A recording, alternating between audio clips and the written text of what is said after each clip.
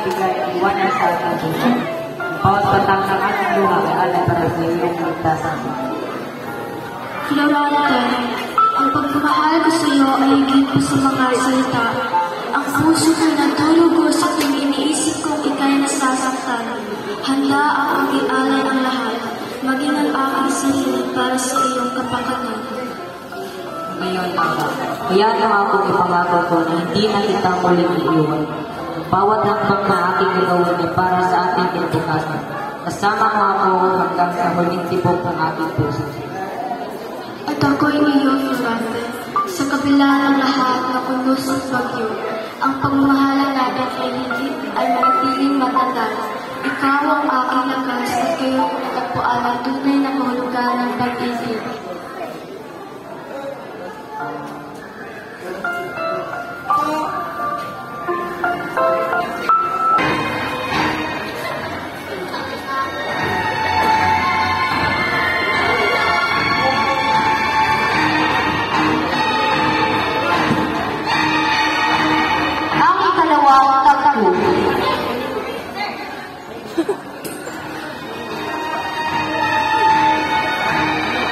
Ano, Florante? Sa wakas, bigay na sa aking magkamay ang bayani ng Albania. Ngayon ay isang awang bihan na namatay sa punong ito. Ang iyong katapangan at galing sa digmaan ay hindi na pagliligtas sa iyo ngayon. Adolfo, traitor at pangkalasan. Nung kasamaan ng buwan sa iyong puso para magawa mo ito. Sa wakas ko ang tono. At ngayon, pati buhay ko dahil sa tapusin. Sa wakas, naririnig ko ang tinig ng pagkatalo mula sa iyong Florante. Noon, ako'y lagi na sa iyong anino. Mas magaling, mas minamahal, mas pinapahalagan. Pero ngayon, ako ang maghahari sa Albania. At ikaw ay maging alaala na lamang ng aking tagumpay. Di maaalis ang katotohanan, Adolfo. Dahil pa ako'y ginapos ko dito. Ang bayan at ilaw ay nagising sa iyong mga kasinungalingan. Ngayong paghari ng kapasok sa pandaraya at takot. Di magtatagal. Ngayong kasamaan ay papasala. Ang iyong pag-asa ay wala ng Florante. Si Laura ay magiging akin at ang bayan ay lulod sa aking harapan. Wala nang tutulong sa iyo. Wala nang makakaalam sa iyong pagkamatay. Ito na ang iyong katapusan. Kahit anong gawin mo, Adolfo, hindi mo makuha ang tunay na kaligayahan. Ang puso mo ay puno ng buot ang inggit. Yan ang kadalasan ng pagbagsak. Parang na mangyari. May darating na araw at pagkukumpara sa iyong mga kasalanan. Sige, magpatuloy ka sa mga pangharap. Ngunit, ito na ang huling gabi mo.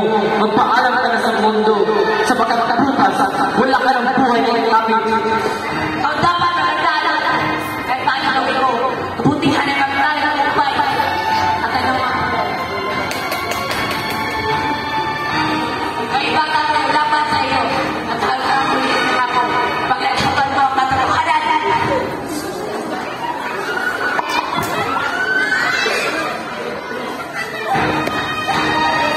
Sa dalawang ito, nakikita ang pagtutuos sa ang kanilang pag-uusap ay sumasalit sa laban at kabutihan, laban sa kasamaan, at sa huli, ang pananampalataya ni Florante na ang kabutihan ay magwawalan.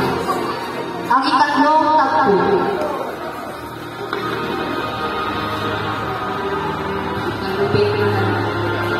Kulit ang pinagol ng pag-ibisa. Walang kalaban-laban. Nagtalis sa pupunto sa gitna ng dilim ng gubapan. Ngunit ang buhay ko'y nagdidig dahil sa pagpataksil ng mga kamay na minsan ko kinakalang kaibigan. Laura, saan ka na ngayon? Nalalaman mo kaya ang aking kalagayan? Paano ako nagdurusa sa pagkakala nito? Hindi lamang nabibigay ang aking kanawan, pati aking durusa sa kaluluwa. Minangalala, ang kasalanan ko upang magdusa ng ganito. Ang iyong mga anak, mga taong aking pinagulituran, ay siyang hinihanin natin sa makapaniwalaan. Kasalanan na ng ating kapapa. Hindi ko nais mamatay na ganito. Ngunit kung ito ang kapalaran, naway magamamagawa, aking huling itinyan.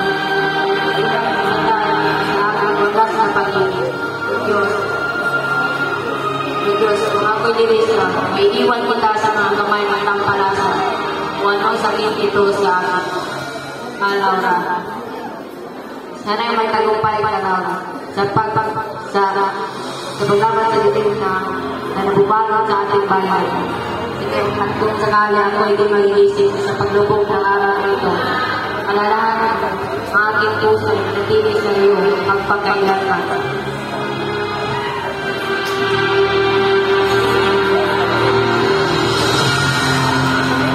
Sa dayanong ito, ipinapakita ang kalungkutan at paghihirap ng Florante habang siya ay nakatali sa puno. Ngunit patuloy na iniisip si Laura ang kanilang galing na nagiging dahilan ng kanyang patuloy na pag-asa kahit na sa kabila ang ika-apat na tagpo.